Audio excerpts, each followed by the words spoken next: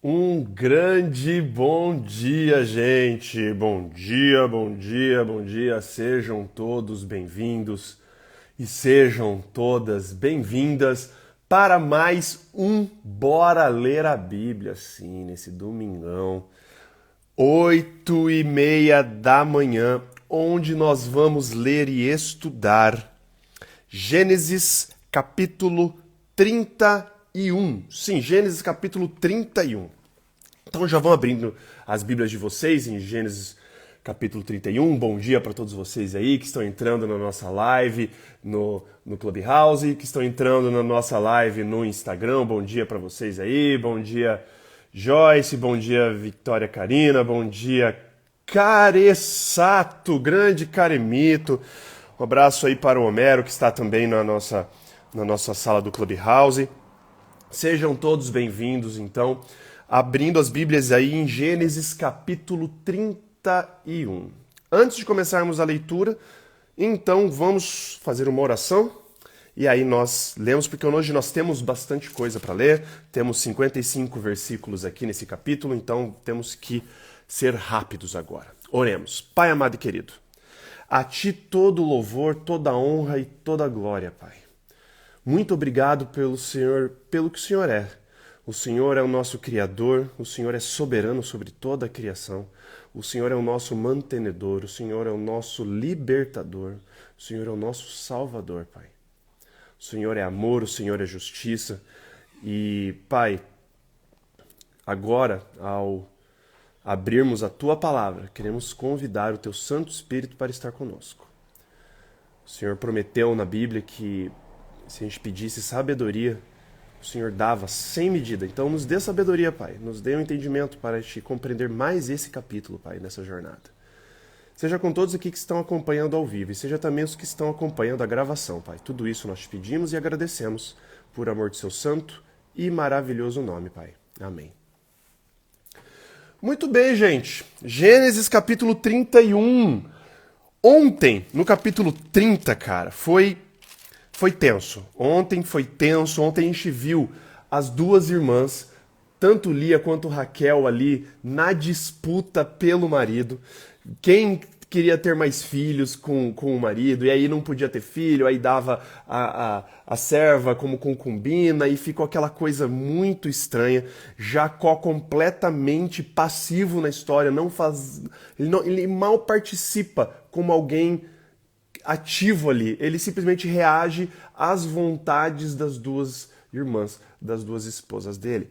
E aí no final, na segunda parte do capítulo de ontem, começa a mostrar a riqueza que Jacó começou a acumular pelas bênçãos de Deus.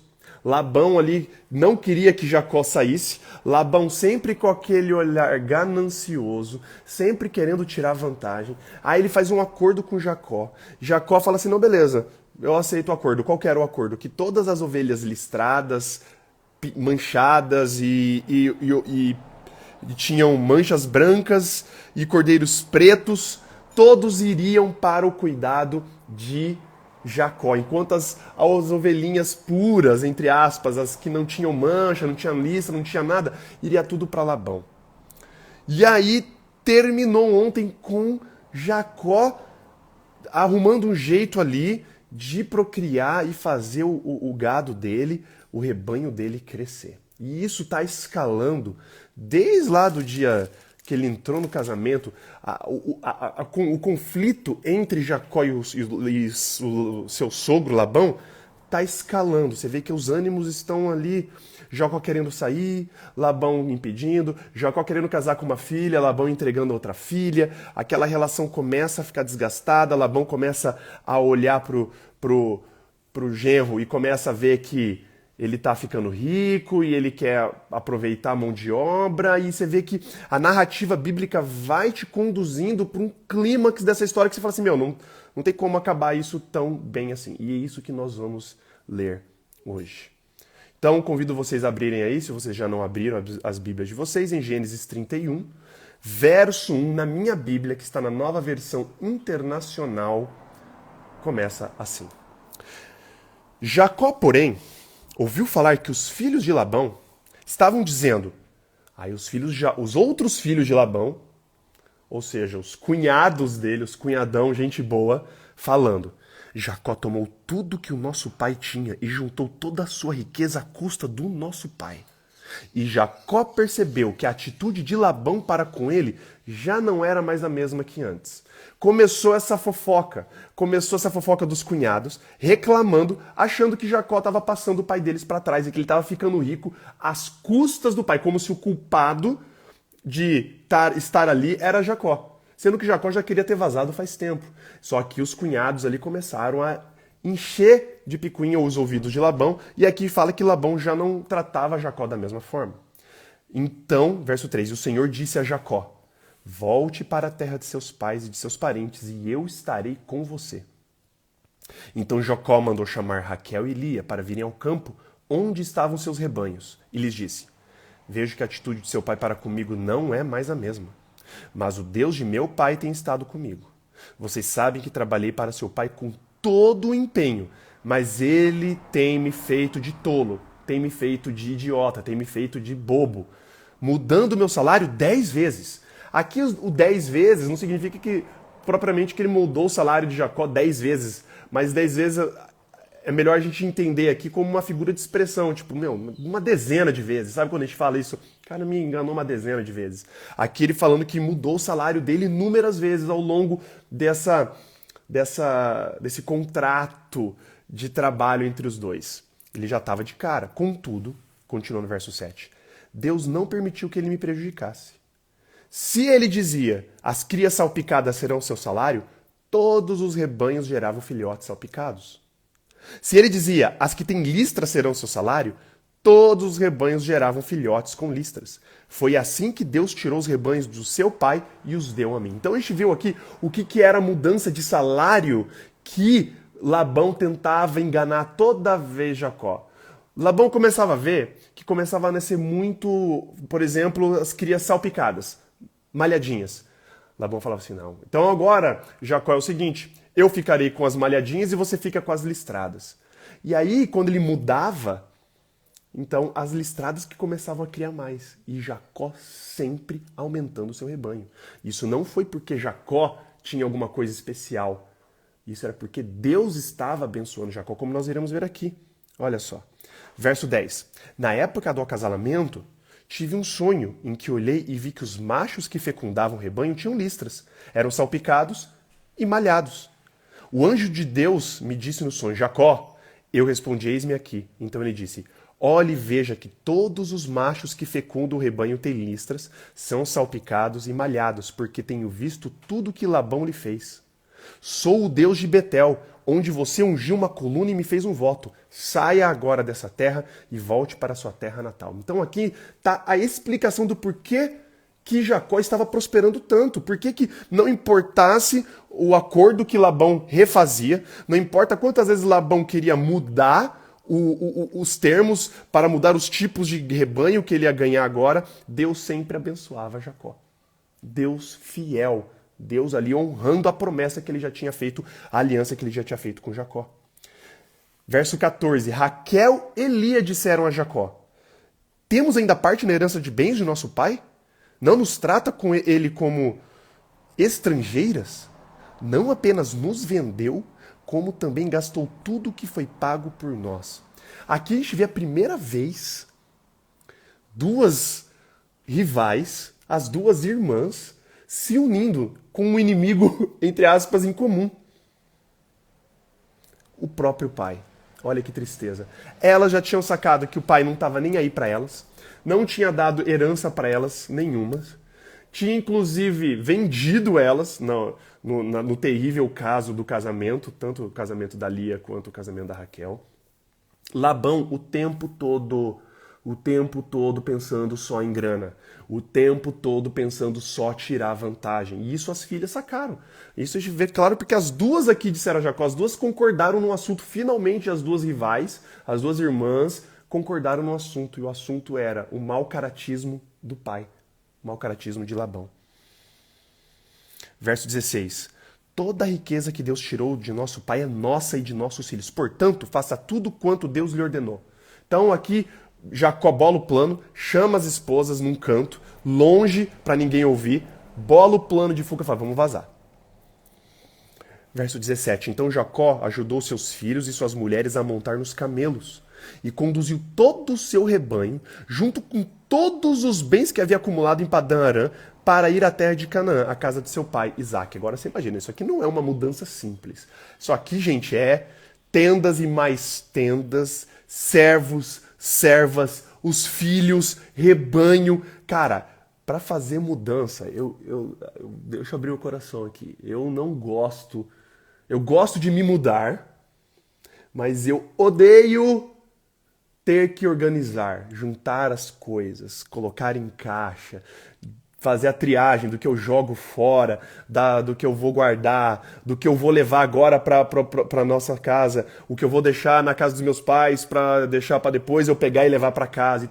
Eu me estresso extremamente com esse processo. Isso que eu não tenho quase absolutamente nada. Assim, eu tenho pouquíssimas coisas. Agora imagina o estresse de ter que fugir.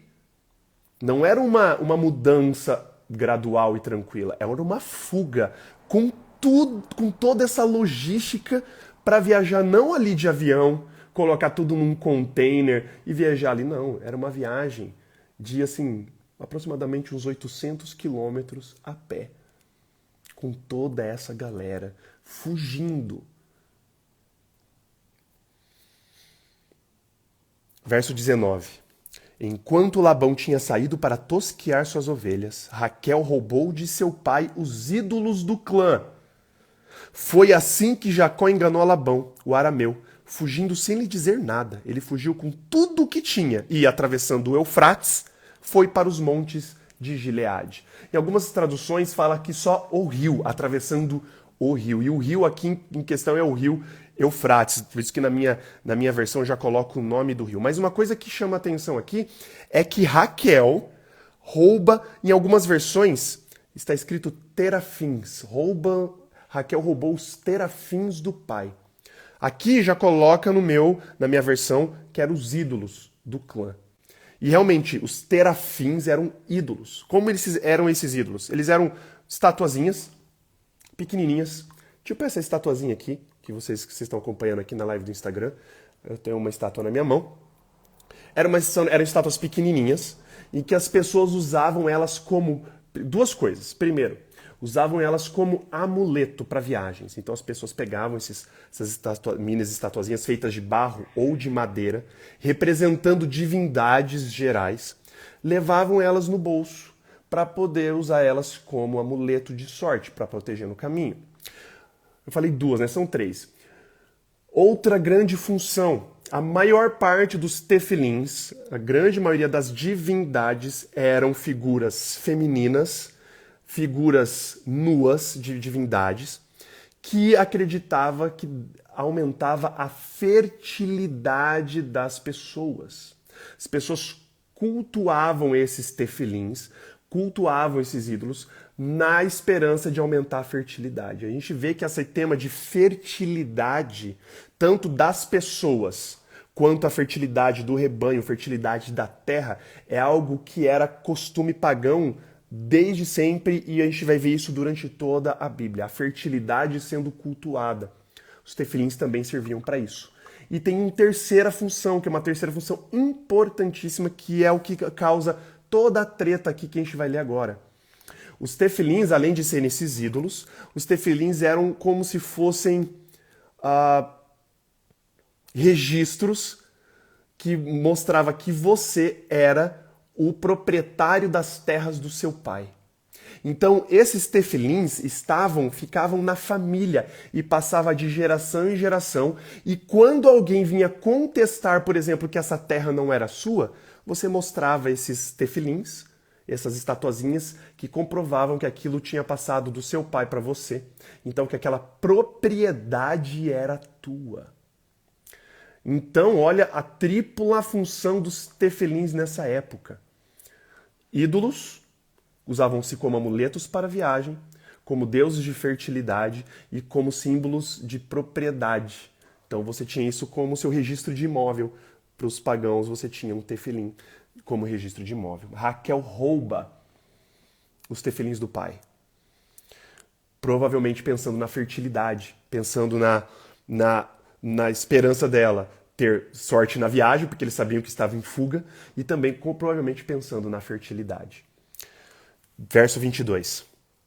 3 dias depois, Labão foi informado que Jacó tinha fugido. Lembram-se que Jacó morava a uma distância de 3 dias de Labão. Então demorou esses 3 dias. Então, além desses 3 dias de viagem, ainda eles já estavam 3 dias à frente, já fugindo. E mesmo assim, chegou aos ouvidos de Labão por servos, por pessoas que trabalhavam ali na redondeza que tinham fugido. Verso 23. Tomando consigo os homens de sua família, perseguiu Jacó por 7 dias e os alcançou nos montes de Gileade. Então, de noite, Deus veio em sonho a Labão, o arameu, advertiu: cuidado, não diga nada a Jacó, não lhe faça promessas nem ameaças. Ou seja, fica na tua. Labão era um cara pagão, mas ele sabe reconhecer quando Deus verdadeiro vinha, né, dar uma prensa nele. E Deus deu uma prensa. Olha que, cara, que privilégio Jacó teve de ter Deus pessoalmente intercedendo por ele, sendo o escudo. Fala assim: Labão, segura tua onda, parça. Não faça ameaça e nem proposta para querer voltar, para ele querer trabalhar. Vai na tua. Verso 25. Labão alcançou Jacó, que estava acampado nos montes de Gileade. Então Labão e os homens se acamparam ali também. Ele perguntou a Jacó: que foi que você fez? Não só me enganou, como também raptou minhas filhas como se fossem prisioneiras de guerra. Olha o drama do cara. Obviamente ele não estava nem aí para isso. A gente vai entender o que ele estava pensando aqui. Por que você me enganou? Fugindo em segredo sem avisar-me. Agora ele faz o tipo dele, né? Agora ele faz o tal do pai que se preocupava com as filhas. Olha só.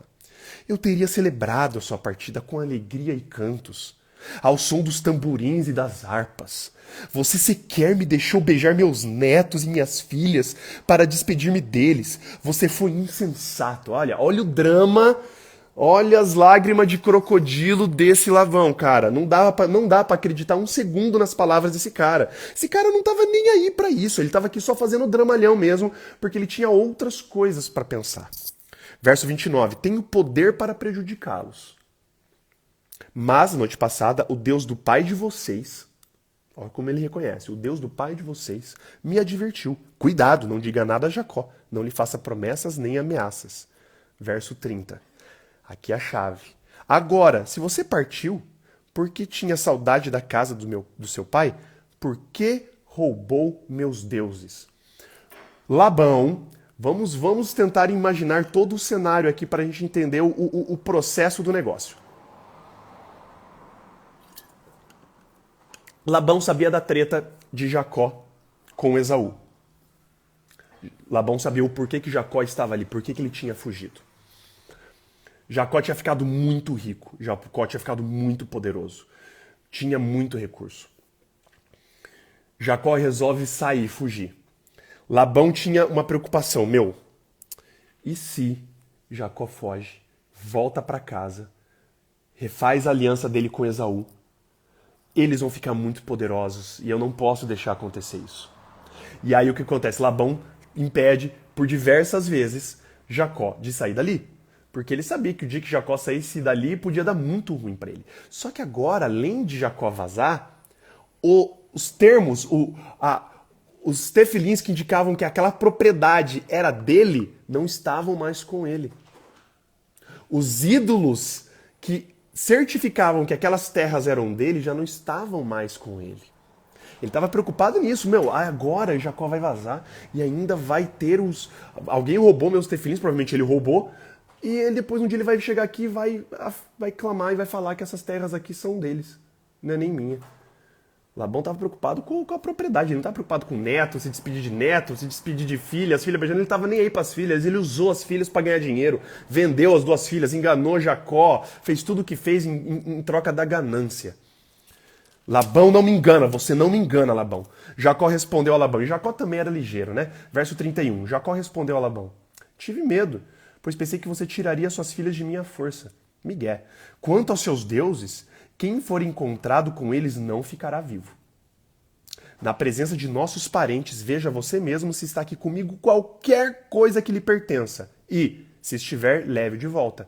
Ora, Jacó não sabia que Raquel os havia roubado. Jacó não fazia ideia que Raquel tinha roubado esses tefilins, esses ídolos. Então ele estava ali, meu, quem roubou isso aqui, seja como testemunha, vai morrer. E ele não sabia que era a própria esposa que tinha roubado. Então Labão entrou na tenda de Jacó, e nas tendas de Lia e de suas duas servas, mas nada encontrou. Interessante aqui que até as servas tinham tendas. Não era só a tenda de Lia, de Raquel, sei lá o que, as servas das esposas também tinham tendas. Você vê a logística dessa fuga. Mas nada encontrou. Depois de sair da tenda de Lia, entrou na tenda de Raquel. Raquel tinha colocado os ídolos dentro da sela do seu camelo e estava sentada em cima. Ela estava mocadinha. Labão vasculhou toda a tenda, mas nada encontrou.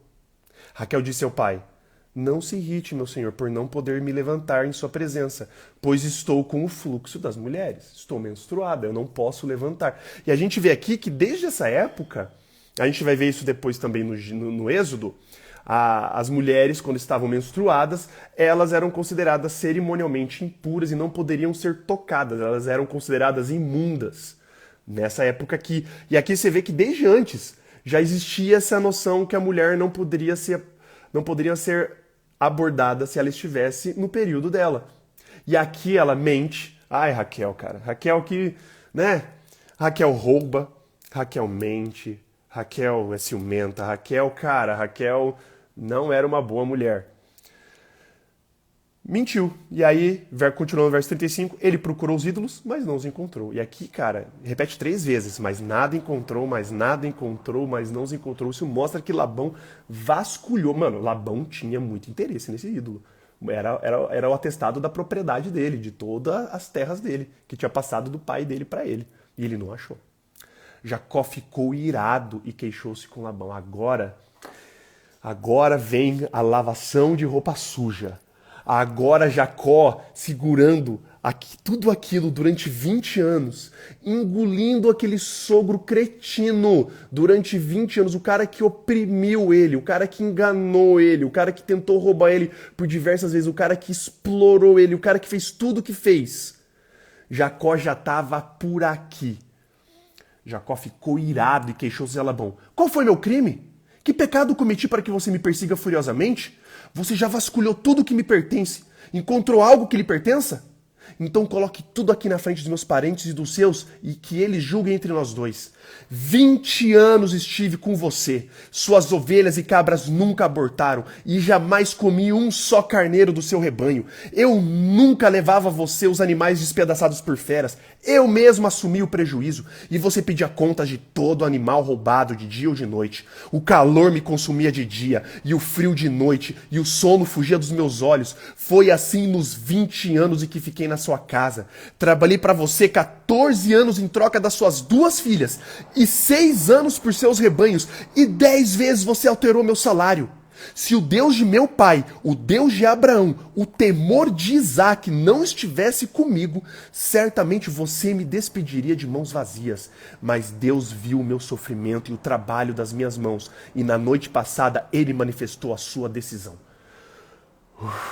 Aqueles 20 anos, daquele peso, sai agora do ombro. Sai do ombro de Jacó e ele despeja tudo para Labão. Labão, você foi um cretino, você me usou, eu sempre levei a pior, mas não importa o que você estava a fazer, porque Deus estava comigo. E Deus me confirmou ontem isso. Não adianta. Nossa, deve ter sido um alívio para Jacó. Aquele piano, mano, 20 anos. 20 anos com alguém ali, ó, na mente. 20 anos na mente. Eu não sei se você tem algum Labão na sua vida. Talvez você tenha. Não se desespere, porque Deus sabe pelo que você está passando. Seja fiel a Deus.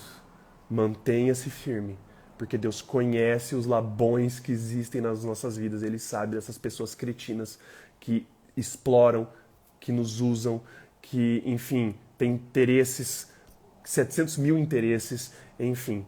Muitas pessoas são injustiçadas por Labões hoje em dia. Sempre existiram essas pessoas querendo tirar vantagem.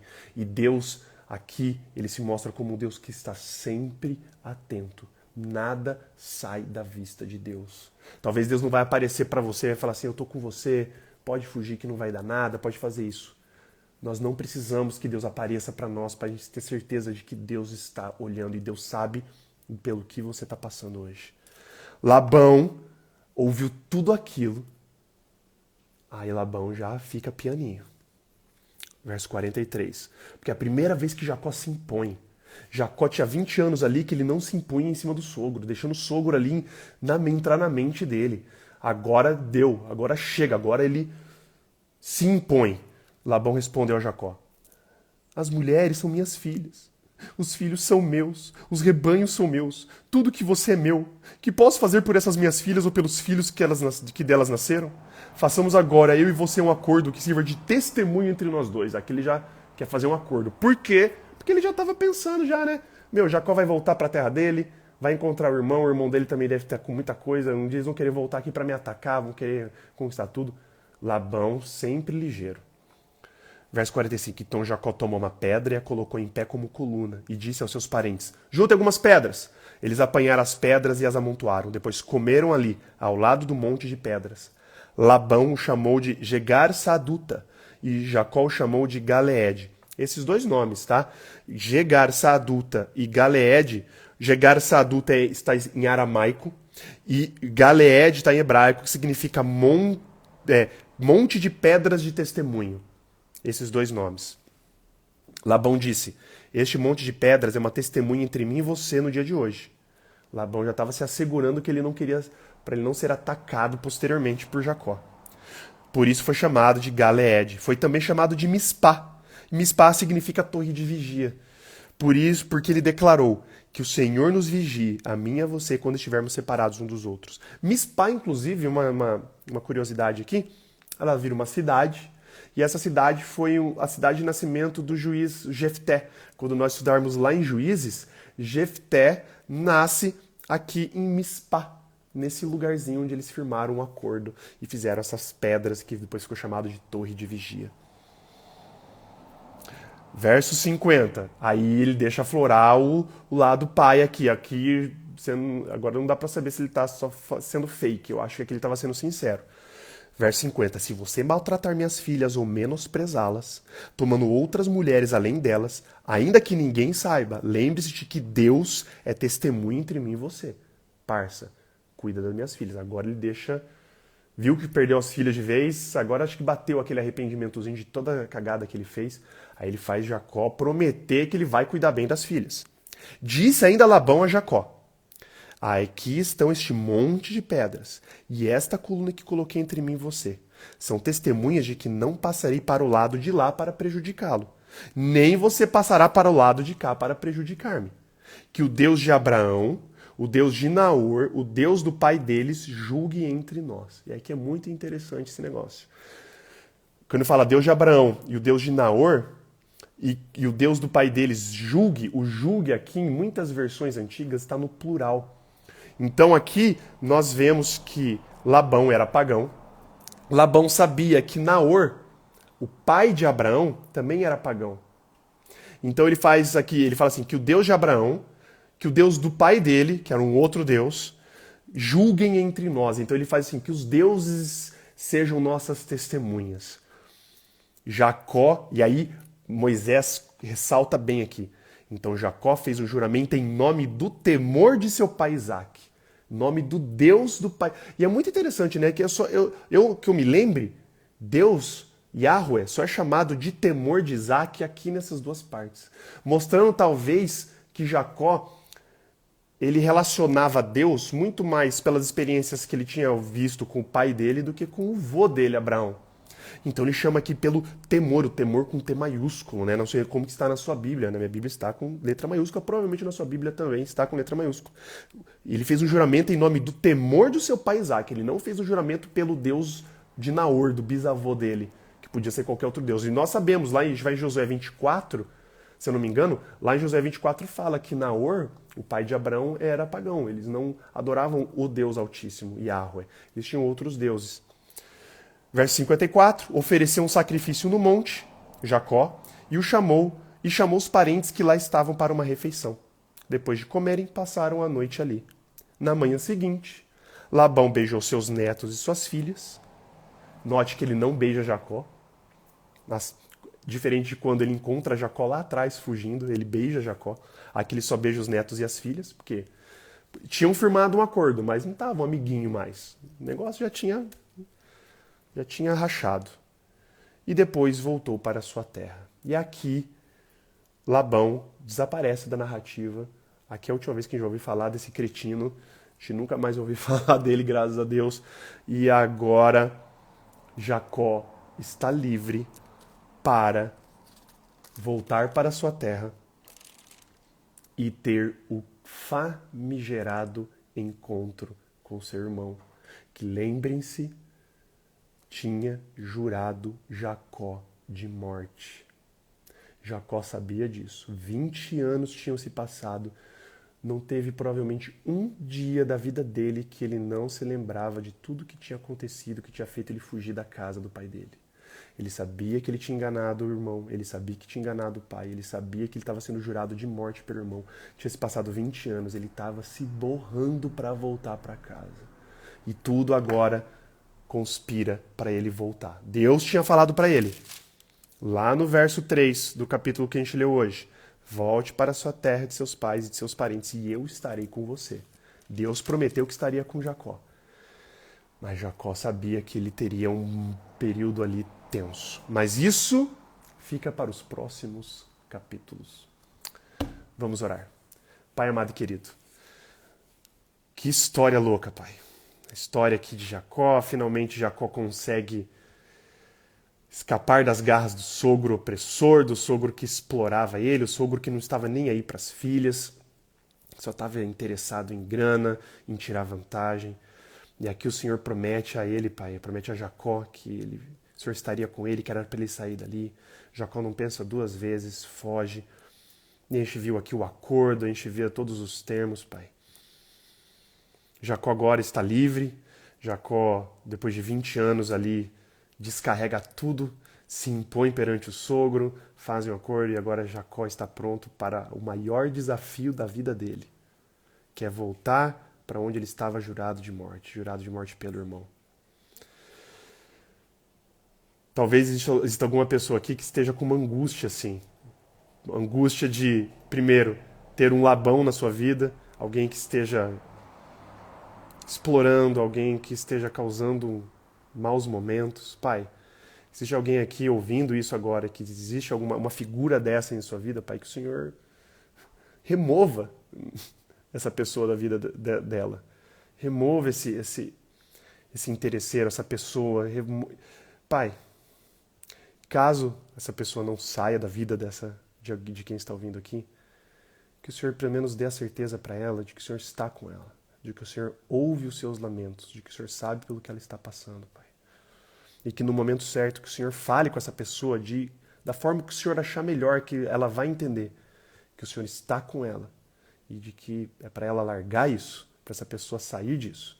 Se é um casamento abusivo, se é um relacionamento abusivo, se é um relacionamento no emprego, se é algum professor de universidade, eu não sei, se é alguma amizade, se é algum parente, Pai, eu não sei. Mas dê a certeza para essa pessoa que o Senhor está com ela, Pai. Assim como o Senhor deu certeza para Jacó, por favor, nos dê a certeza hoje de que o Senhor está conosco, Pai. Não importa como. Se é através da Tua palavra, se é através da nossa comunhão, se o Senhor desejar, assim, falar de forma específica com cada um de nós, Pai, que assim seja. Mas que a gente não duvide um segundo do Seu amor, do Seu carinho, do Seu cuidado para conosco, Pai. Quero pedir que o Senhor nos dê uma ótima semana. Hoje é domingo, começando uma nova semana, muitos desafios, muitos problemas, muitas tarefas, nós não sabemos o que virá acontecer, mas o Senhor sabe. Que o Senhor vá à frente, Pai, nos dando a libertação, que o Senhor nos vá dando, Pai, sabedoria para lidar da melhor maneira como as coisas irão acontecer, Pai. Seja com os que estão em situação de vulnerabilidade, Pai. Seja com as pessoas que estão morando nas ruas, as que estão passando fome, sede, seja com os que não têm teto, seja com as pessoas que estão passando por algum motivo, alguma doença, uma tragédia de doença na família, famílias que estão enlutadas, seja com refugiados de guerra, Pai, pessoas que estão tendo que fugir dos seus países, seja por motivo de guerra, perseguição política, perseguição religiosa. Pai, seja com esses menores, Pai, do reino. Perdoe também os nossos pecados e faltas, Pai. Tudo isso nós te pedimos e agradecemos, por amor de seu santo e maravilhoso nome, Pai. Amém. Muito bem, gente. Queria agradecer mais uma vez a presença de todos vocês. Se é a primeira vez que você está entrando aqui no Bora Ler a Bíblia, tanto no Clubhouse quanto na live do Instagram, saiba que nós fazemos isso todos os dias, de segunda a sexta, das 7h30 às 8 da manhã, sábados, domingos e feriados, das 8h30 às 9 da manhã, todos os dias lendo um capítulo da Bíblia por vez. Hoje foi Gênesis 31, amanhã será Gênesis 32 e assim por diante. Então, se você curtiu e deseja participar conosco, me adiciona aqui como seu contato no Clubhouse, adiciona como seu contato aqui no Instagram, ativa o sino de notificação do meu perfil para você ser notificado ou notificado toda vez que eu iniciar a live. A gente sabe que, principalmente no Instagram, o algoritmo do Instagram não lança e não avisa a todos das lives. Ele avisa poucas pessoas. Porém, se você tiver esse seu sino de notificação do meu perfil ativado para as lives, toda vez que eu iniciar a live você vai ser notificada. Caso você tenha perdido um episódio ao vivo, não tem problema, temos o nosso podcast no Spotify. Procure lá pelo Bora Ler a Bíblia e você pode ouvir o áudio no momento do dia que for mais tranquilo para você. E também temos o nosso canal no YouTube, onde eu subo também a live diária do Instagram em forma de vídeo lá também. Lembrando que quarta-feira está chegando e assim também o sorteio da nossa canequinha. Vamos sortear a canequinha do Bora Ler a Bíblia. Canequinha do Valeus Falou, uma canequinha muito charmosa, uma canequinha preta com escrita amarela. Eu estava com ela aqui, ela está lá na pia lavando. Para participar, para concorrer à canequinha, é só entrar no meu último post do meu perfil. Veja lá as condições para participar do sorteio e quarta-feira, no horário do Bora Ler a Bíblia, de manhãzinha, faremos o sorteio aqui. Vamos ver o sortudo ou a sortuda que irá levar uma canequinha linda para casa, para você tomar teu chá, teu café, tua cevada, o teu chocolatado, o teu suco, a tua água, o que você quiser, mas acompanhando a leitura da palavra junto. Beleza, gente? É isso. Muito obrigado mais uma vez. Indiquem para os seus colegas, indique para os seus amigos. Se você tem alguém que sabe, que quer estudar a Bíblia de uma forma sistemática e não sabe como começar, precisa daquele empurrãozinho, apresenta o projeto do Bora Ler a Bíblia. Fala lá, tem um pastor mó diferentão lá, que lê todo dia da Bíblia, um capítulo da vez. Fala para ele, indica. E vamos fazer crescer essa família do Bora Ler a Bíblia aqui. Uma família que cresce a cada dia em torno do estudo da palavra.